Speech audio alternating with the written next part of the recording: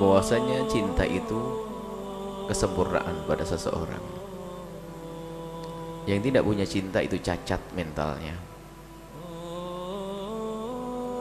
Dan mencintai lawan jenis adalah bukan satu yang bukan aib dan bukan haram. Yang haram adalah buah daripada cinta ini lalu melakukan yang diharamkan oleh Allah.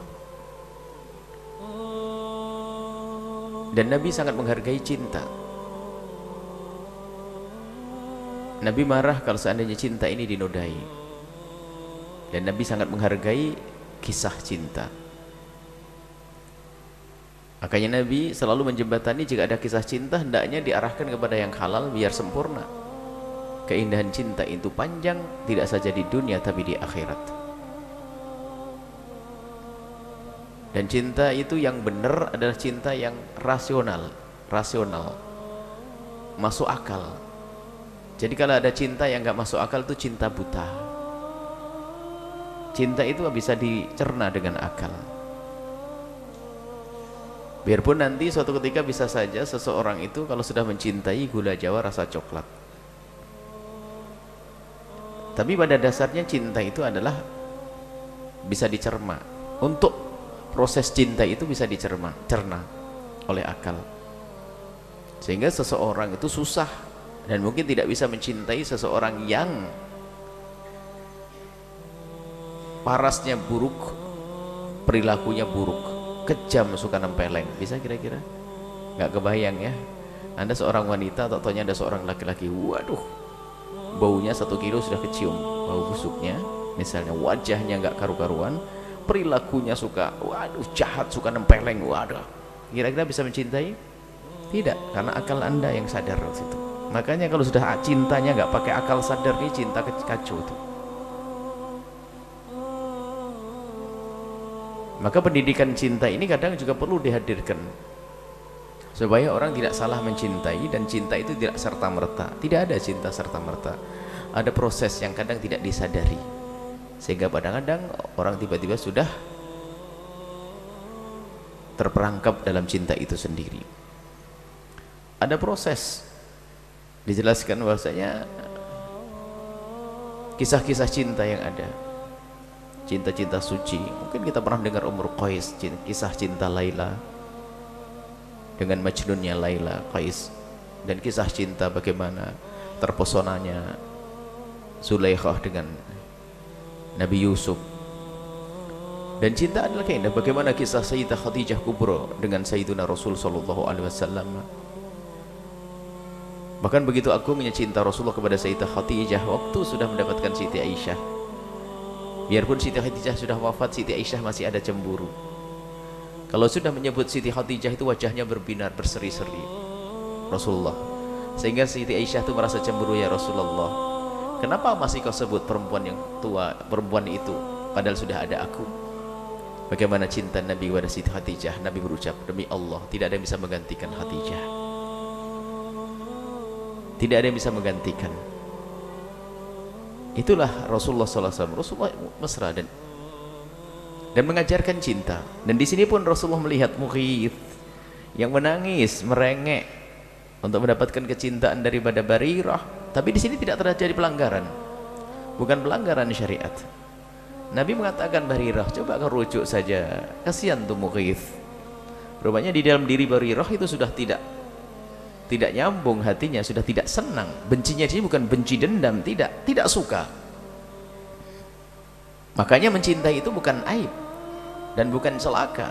Celaka itu kalau kita duduk dengan orang yang kita tidak cinta kepadanya. Cinta itu terlepas dari urusan syahwat. Jangan dihubungkan, cinta itu bukan syahwat. Orang bisa melampiaskan syahwat tanpa cinta.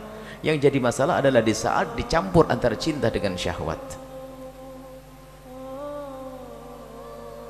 Orang berkata kepada Imam Asy-Syafi'i, wa aktsaran nasu fin nisa'i wa qalu. Orang pada ngomong, kata Imam Syafi'i, orang pada ngomong, pada cerita, inna hubban nisa'i jahdul bala'i. Katanya mencintai seorang perempuan adalah bencana.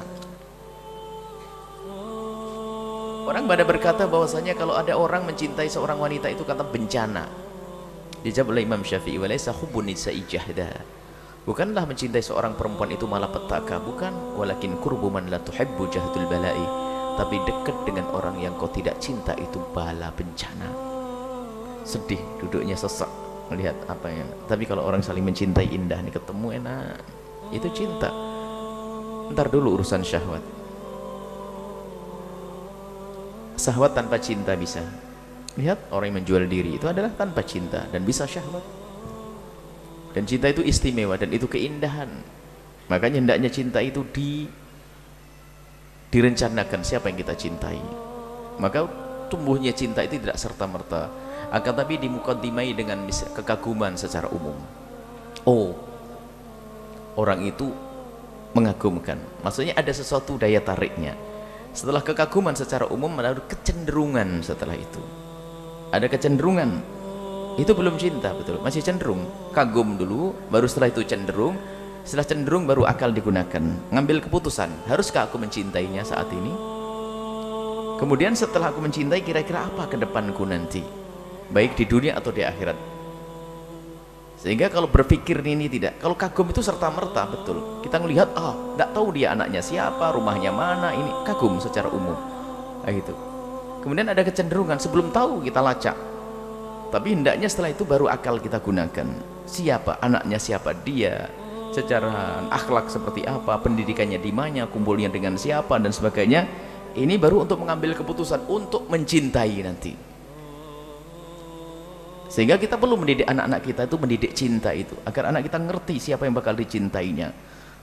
Karena pasti anak kita harus mencintai dan dicintai. Maka kalau orang tua lupa mendidik cinta kepada anak, bisa saja anaknya jatuh cinta kepada sesuatu yang tidak boleh dicintai, atau kepada orang yang tidak layak dicintai. Namanya jatuh, tidak enak, sudah jatuh cinta. Kenapa nah asmara, kan bahasanya sudah serem-serem tapi masih seneng kan. Nah, ini makanya kita perlu tanamkan di anak kita kriteria, siapakah kira-kira yang akan kau cintai nanti di masa depanmu, nak? Dia harus orang yang kenal Allah, nomor satu. Kenal Allah, perilakunya baik, lembut dan sebagainya. Sehingga kalau ketemu orang, pasti kriteria ini yang bakal menyaring, yang bakal menyeleksi. Oh, dia dekat dengan Allah enggak sih? Nah, enggak sholat, sorry deh, Afan. Dia sholat baik kepada Allah, dilihat dulu gimana dengan ibunya. Berpikir dia, karena sudah punya rambu-rambu di dalam otaknya. Sama seorang laki-laki pun demikian, mengambil seorang anak gadis. Jangan ketemu di internet langsung seneng, model apa ini. Dikirim foto 2 kali saja sudah langsung kelepek-kelepek. Model apa ini. Ada prosesnya nih. Baru setelah kita kagum, ada kecenderungan, baru setelah itu kita berpikir, baru kita memilih, menjatuhkan, aku mencintai dia. Maknanya apa? Setelah sadar, oh layak, baru selalu masuk. Layaknya itu adalah baru proses menuju, setelah itu ngambil keputusan. Baru setelah keputusan ini adalah bagaimana agar cinta itu bisa abadi. Abadi itu, oke, aku mencintai dia. Baru cinta itu agar abadi bagaimana? Lah abadi itu, abadi ini kan perlu pemahaman makna abadi. Aku ingin kisah cintaku ini panjang sampai di akhirat, maka melangkah kepada pernikahan. Maka ini, sehingga orang yang faham rambu-rambu ini susah melakukan keharaman, susah melakukan sesuatu yang dilarang oleh Allah Subhanahu wa taala, kecuali tadi cinta buta. Cinta buta itu sampai ditanya, "Neng, kenapa sih kok kamu seneng dia? Apa sih yang bikin kamu seneng?" "Nggak tahu, Ma." Nah, nggak tahu, pusing dia. Nggak tahu bagaimana, yang penting aku cinta. Itulah gula Jawa rasa coklat. Mughith sangat mencintai Barirah karena bagaimana tidak, Barirah sangat dekat dengan Siti Aisyah, sangat dekat dengan Siti Aisyah, layak dicintai Barirah. Akan tapi lihat kebijakan Nabi, Nabi tidak memaksa itu cinta. Di saat melihat Barirah tidak ada mau, tidak ada, karena Barirah mungkin ingin mengabdi lebih maksimal kepada Siti Aisyah, sehingga Barirah tidak mau. Di saat suruh kembali saja kau Barirah, tidak. Dan kehebatan Barirah lagi di sini adalah apa? Ini kau perintahkan atau tidak ya Rasulullah? Oh tidak, aku tidak memerintah. Artinya apa? Kalau sudah perintah Nabi pasti mau Barirah. Nabi mengatakan tidak, aku jembatani saja, barangkali ada jalan temu. Nabi penuh kasih, Nabi mendidik cinta. panjang kisah cinta. Ini pendidikan khusus, ini adalah kelas khusus nanti. Anak-anak muda nanti punya buka kursus-kursus cinta nanti ya.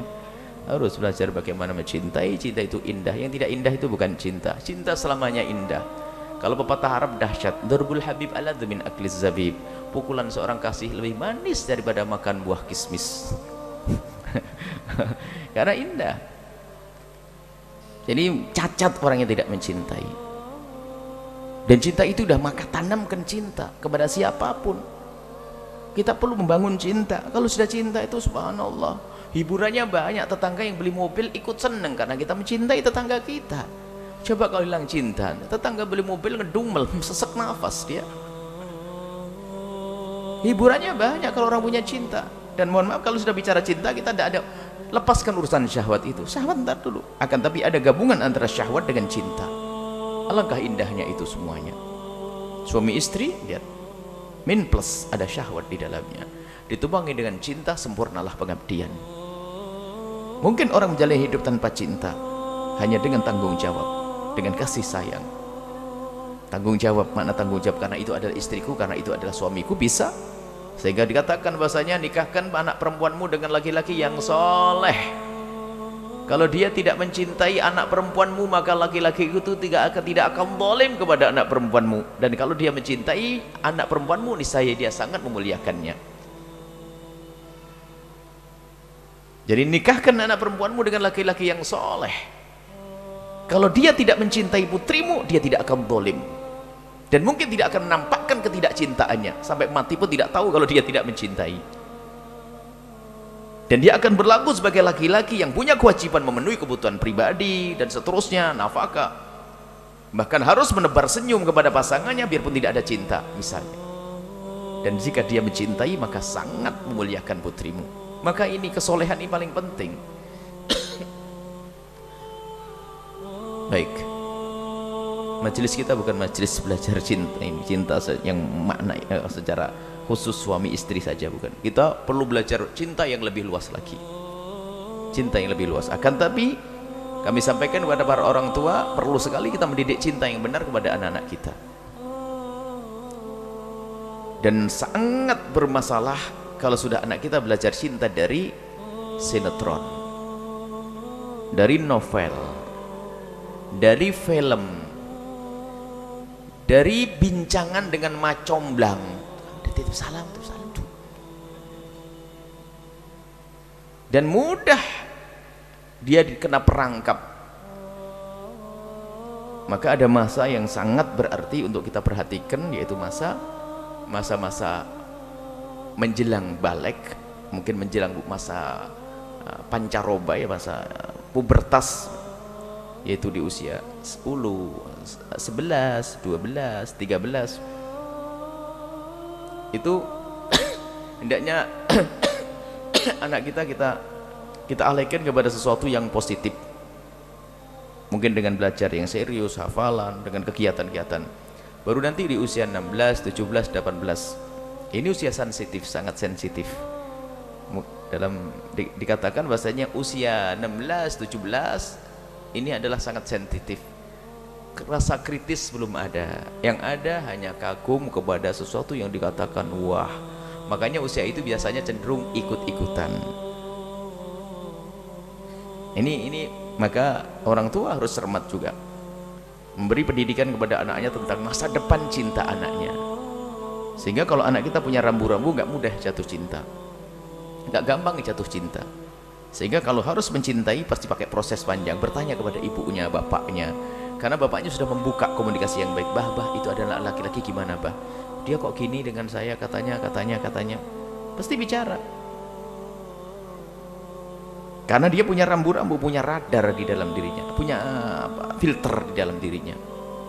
Dan waspadalah wahai para orang tua, di zaman sekarang zaman rusak, apalagi zaman teknologi yang canggih ini. Lihat, bisa saja anak kita dirusak dengan alat-alat komunikasi ini, naudzubillah. Biarpun kelihatannya di kamar yang tersembunyi, ternyata dia bisa komunikasi setiap malam. Lihat, semakin hari semakin tertancap cinta yang kotor tadi, naudzubillah.